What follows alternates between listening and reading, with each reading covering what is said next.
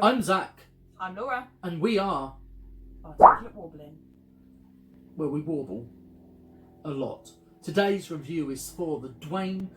He's got rid of it now, The Rock, hasn't he? He's cut that out completely. He's just Dwayne Johnson now. Dwayne Johnson, Emily Blunt and Jack Whitehall star in Jungle Cruise, Walt Disney's latest attempt to create a franchise based upon one of their fairground rides, or one of their main attractions at the resort.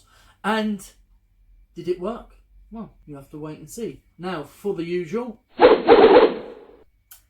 Dr. Lily Horton enlists the aid of wisecracking skipper Frank Wolf to take her down the Amazon in his ramshackle boat. Together, they search for an ancient tree that holds the power to heal, a discovery that will change the future of medicine. What the fuck are you doing? I was trying to mime whilst you're talking about it, but you're probably just going to cut footage over it anyway. So, Jungle Cruise, expectations going in. I thought it was going to be absolute shit. Did you? I mean, come on, Jack Whitehall isn't my favourite person. I think some of his comedy, particularly when it's a comedic acting role, a comedic role versus stand-up. Yeah. In total agreement with you there. So I'm like, yeah, I'm not his biggest fan, but I don't think I hate him as much as you went in like, I hate him. It lends nothing. People like Jack Whitehall, and I'm like, For me, again, it's a kids' film, so you're like, it's probably not going to be that entertaining. I thought I was going to find it hard to watch Emily Blunt in anything other than, you know, A Quiet Place and A Quiet Place Part 2. So I found that really difficult to understand. And then also Dwayne Johnson, it's like I can't see him in anything other than fighting with Deckard fucking Shaw in Fast and Furious. Do you know what I mean? Or whatever. So there's a lot of fatigue going on with Dwayne Johnson. I've seen him act and perform. His performance in Southland Tales is testament to his quality and calibre as an actor. But he isn't in these movies to be an actor. He's in these movies to sell it. Name, stature, presence. But it's all the same old shit. He's playing the same character and it's fatigue inducing. And if you get too much of the same thing, which we do, he made like Central Intelligence, and then he followed that up by another film that's similar. Then he did another one that was, then he did a more rom-com based one, a remake of Baywatch. And they've just there's been surefires of successes and great big plummets. And he doesn't add or lend anything except his name and his star credentials. Whereas here, there's something different. He is enjoying the world he's inhabiting. He's enjoying this character. And you know what works? When Dwayne Johnson has a co-star, if he's on his own leading a film, it's dull. His screen presence and his brawn doesn't work. When he has a Kevin Hart or a Emily Blunt or a Jason Statham to work off, he's really good. Firing off on all cylinders. So, for me, this movie I was excited about no matter what, because it has that look and feel of a blockbuster Disney event. Disney movies may have Disney in their titles now, but you don't come out of a Disney film on a cloud anymore, do you? No. It's not like, I've been taken away. You're like, yeah. And this is what they've been doing recently. They've been reimagining, adapting classic Disney cartoons. Surefire at the box office. Critics don't like it. Audiences themselves shrug and go, what's the fucking point? They're tailoring their whole money-making scheme over nostalgia now. But instead of nostalgia with good intentions, conveying that Disney otherworld style and aesthetic, there's a certain feeling and warm glow you get from watching a Disney film, and it spreads out through you. It's like that experience going to Disneyland, Paris or Florida. It's that warmth. Disney Cruises nowadays. So from this trailer there were similar visual cues that looked like it was a Pirates of the Caribbean, and that's what they were attempting to do. And as we know, that we're not going to be getting any Pirates of the Caribbean at any future date due to the whole fiasco between Johnny Depp and Amber Heard. Disney, aside from adapting their classic catalogue of films and failing, said, we've got a really popular ride, Jungle Cruise. We think this could be a film, and Dwayne Rock Johnson will sign up for anything that can be a franchise starter, that he can lend his his heft behind. Yeah, absolutely. And with this, it wasn't, I'm going to headline this on my own. It's like, this is going to be a big multi-ensemble cast, adventurous, swashbuckling romp. And that's what it is. Emily Blunt is a modern actress. A modern actress that values stature, but there's something otherworldly about her that really... It's almost like going back in time watching her, isn't it? Set up within the frame of this movie, Yeah. she reminds you of the classic, heyday era of actresses from the 30s going onwards to the 60s. Yeah.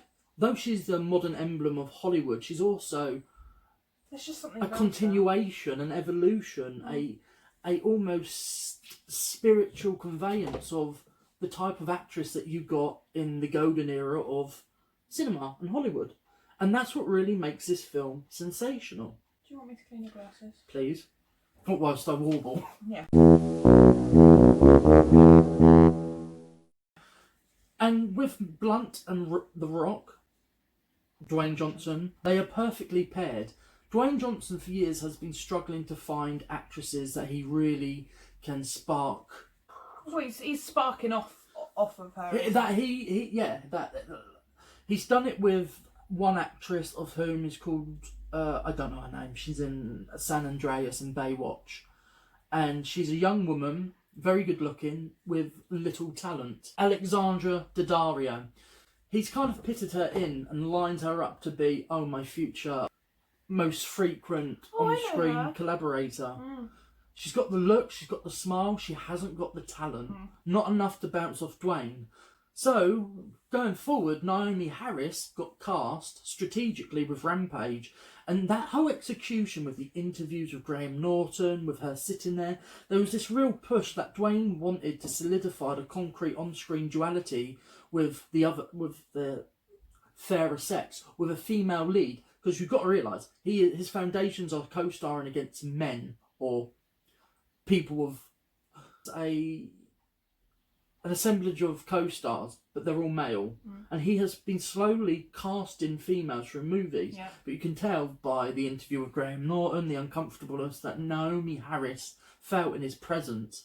She just isn't that actress. She has been in loads of blockbusters, but when she's more playing up to the character side, the character actress within her, but if she's trying to play a lead, like, a sensual romantic lead in a film, she fails because she's more comfortable in the skin of playing characters, kooky sides, not to be the emblem of a co-star. And he was really going for it in the promotion for Rampage, a sensationally fucking big wet fart of a film. And even in the interviews and the execution, you can see she was squirming at this because you could tell Johnson wanted a romantic co-star, someone that he could have the sparks flying from, and he has found that in the perfect package of Emily Blunt. And going forward, they've already planned ahead 3 other productions, I think, including a Jungle Cruise sequel and other projects. He's found his perfect on-screen leading lady because she has the talent, the subtleties and nuances. And what I like about this is Dwayne isn't trying to be serious. He isn't trying to, because I feel there's always an imbalance when he's trying to match the tone of the film. He's on level with the tone, and the nuances and the subtleties are left to Blunt, because she can do that. I mean, you could put her in a McDonald's advert and she would probably make you cry or laugh. That's how talented she is. And also, the third party in this film who makes it work is Jack Whitehall. He is so good in this. He is so good. He is playing up to the archetype of a privileged white boy, of which he's in real life. Yeah. But kind of going askew, picking fun at himself. And he is a great lead in of himself. Do you know what I really, really like as well about that, Jack Whitehall's character is the fact that they are introducing that homosexualism in quite an early age as far as where they are in time, so to speak. And the fact that it isn't like, I'm gay, I'm gay. Not heavy-handed. It was just like... because the more heavy-handed it is, it's disingenuous. Yeah. But it was more, it was just it's such a simple thing. It's just like... It was sweet and simplistic. Yeah, I can't even remember what the word was. And it was part of the story. He sat opposite him and he was like, I had loads of 3 different marriages and they just didn't work elsewhere.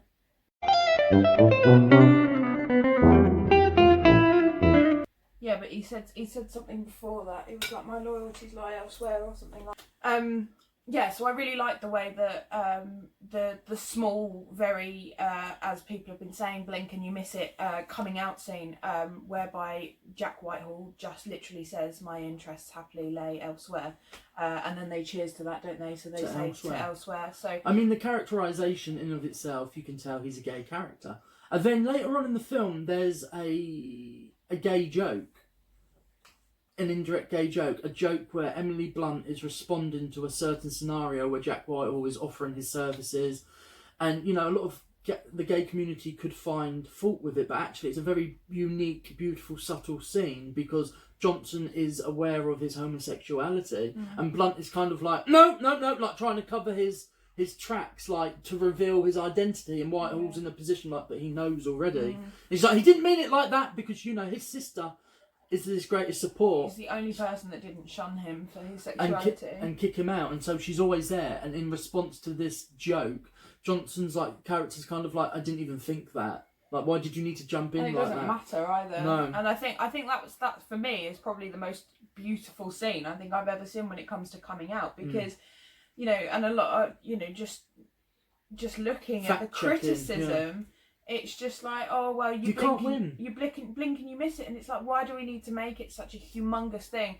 Do you know what? He's gay. Who cares? And I think for me personally, I'm sitting there thinking, I don't need somebody screaming in my face. No. I just, own it, be proud of it, but you don't need to scream it in my face. It's just like my loyalties, my loyalties lie elsewhere, or and it had to be phrased like that within the context of the era and period it's based. Yeah, exactly. Even back then, I don't even think they could turn around and go, "I'm gay, I'm homosexual." No, but we don't need to hear that. It's just like, even if you say I'm back for a different team. For me personally, it's like, okay, got it. I don't need it to be screamed in my face, and certainly not in a film. I think it's important for it to be subtle, to make it more acceptable. It's just a subtle thing rather than this big I'm gay and it's like, okay, look at my flag, bitches. But then you're making it, especially in a children's movie, you're making it such a big thing for children, whereas if you just subtly put it in there, they don't think any differently. And you're telling children that you have to be really loud about coming out if you want to come out when they're, once they know where their sexuality sits. If you're gay, you come out in whatever way you wish. Exactly. It doesn't have to be part of the cause, part of the community, part of some campaign. It's about following your heart. Yeah, and if your heart lies elsewhere, which means you love the same sex, it's fine. Dwayne Johnson's character, but we later find out is much older than he seems to be. He's seen the world. He's been in the world long enough, and his approach to it was to elsewhere. Cool. Yeah. Beautifully handled. I feel that some of the issue of this movie lies in some of the VFX, but tonally and visually, it kind of folds into each other. I just get bored of action sequences that are blurred. You've got such a high budget and such great quality of visual effects. Just have a slowness, a smoothness to it. It doesn't have to be glossy, but then there's that shaky cam stuff. Everything has to be shaky cam, like it's the Bourne Identity or the Bourne Supremacy or a Peter Greengrass film. Other than that, it's gorgeous, and you come out on a cloud. Yes, some actors just don't really add much to it. Paul Giamatti, cool, you're starring a film in a bit part against Dwayne "The Rock" Johnson again. Paul Giamatti is always awfully cast in these films. But Jesse Plemons, who plays the young princeling Joaquin, he killed someone for mispronouncing his name. Haquin? It's literally Hakeem, like Hakeem Phoenix. Jesse Plemons is a multi-talented actor, comedic actor, serious actor, but his representation of this almost sweethearted but dastardly German, it is recalling old Disney characterizations. Like there's a villain that you're intimidated by, but you're kind of willing him on. Yeah. It's just so it's so funny. Verluten! It's just appearing in his submarine just off and on. It's hilarious, it's fun, it's got that drive and that otherworld Cloud9 sense that a Disney movie should be, a swashbuckler. Also, this is we fucking got his name the other day. Jean Collet Serra is known for working with the same actor multiple times. Liam Neeson, The Commuter, Unknown, Non-Stop. It's a bit of a trend with him, you know, collaborating with people, making small, low-budget movies like The Shallows and like the previous mentioned films, but giving them a scope and a heft quite unlike anything that a movie that low budget should really possess. Whereas here, he has a big budget, a big canvas, and he is... You can tell he's really beholden to it, and he's delighting in, you know, this bigger